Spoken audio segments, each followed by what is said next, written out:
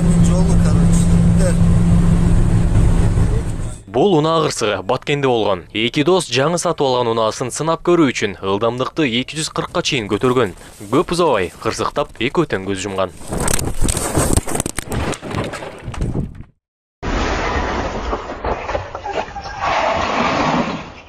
Ал эми бул кырсык Бишкекте жакында эле катталды. Катуу ылдамдыкта келе жаткан унаа жарнаманын мамысын сүзүп, экиге бөлүнүп кеткен. Натыйжада 17-18 курактагы кыз жана жигит мерт кеткен. Ал эми рулду жаш кыз башкарып келе жаткан.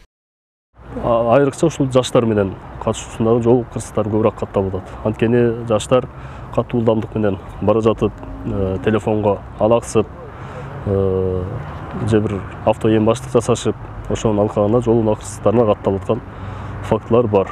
Мындай кырсыктардан жыл сайын 7000ден ашык катталат. Андан 1000ге жакын адам көз жумат. Ошол эле кырсыктан тез жардам менен жылына 1,5 ашык жаран ооруканага түшөт. Статистика боюнча, жалпылап алганда ооруканага күнүнө 4 адам жаракат алып түшөт. Анын экөөсү өлүмгө дуушар болот. 2021-жылы мисалга бизге деген түшкөн пациенттердин саны 2190 болсо, анын 1000и оор абалда түшкөн стационардык госпитализацияга жатып дарылангандар болуп саналат да, бул примерно ошол 24% түшүп калат.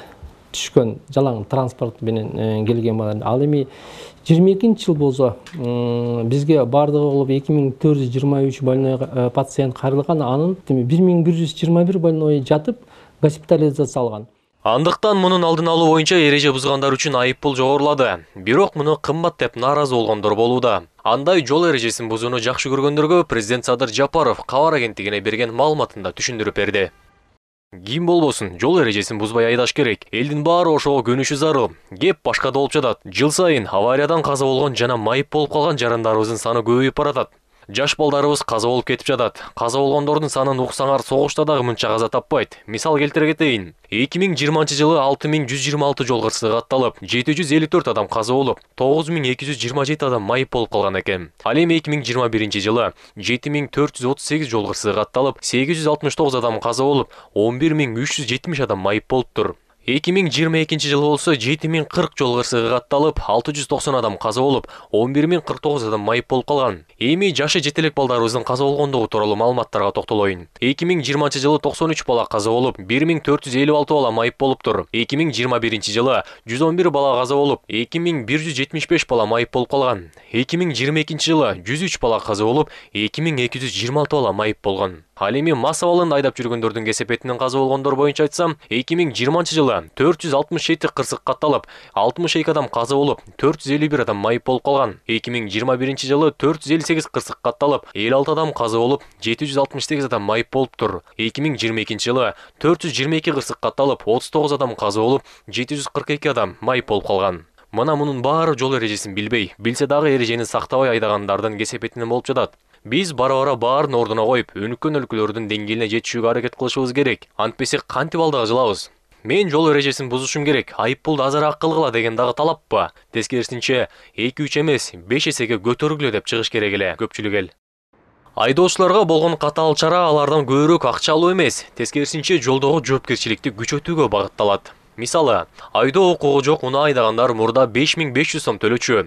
Эми бул 15000 сом деп көрсөтүлгөн. Жол чырактын кызыл жарыгынан өтүп баратканда же тротуардан өткөндөргө 5000 сом. Ылдамдыкты 40-60 км/сааттан ашыргандар 7500 сом төлөйт. 60 км/сааттан ашкандарга, каршы тилкеге чыккандар, унаа бээ баштыгы үчүн 15000 сом. Кайра-кайра эреже бузгандар 6 айга айдоочу күбөлүгүнөн ажырайт. 1 жылда 3 же андан көп жол кыймыл эрежелерин бузгандар кайра экзамен тапшырат.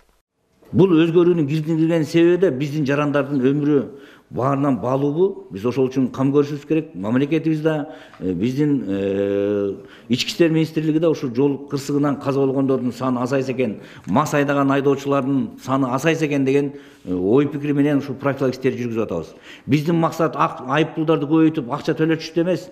Ошол жоопкерчилигин сезе билип, айдоочуларга ушул ылдамдыкта айдасам мен ушунча штраф төлөйт экенмин, андан тышкары мен ушул жол кырсыгына учурайт экенмин деп жоопкерчилигин сезе билсе экен деген мааниде ушулга барып атабыз. Айып көтөрүү ушундай бир инициативаны абдан колдойм. Көтөрүлсө, анан ушундай бир скидканын да узагы азайса, бул деген ушул жол жолдо кичине бир абал өзгөрөт, жакшырат деп ойлойм да. Рахмат.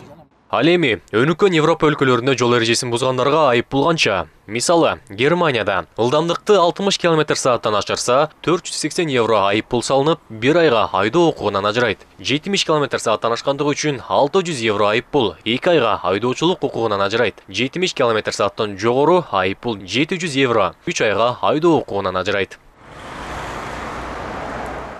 Андыктан 8 марттан тарта көтөрүлгөн айыппул мындай кырсыктардын алдын алуусуна өбөлгө болот деп ишенет жол кайгылуу кызматы. Болбоду дегенде, өз өмүрүнөн коркпогон айдоочулар кымбат айыппул төлөөдөн качып, жол эрежесин сактоого белсенип калышар. Асылбек Байалиев, Руслан Бараненко, ЛТР, Бишкек.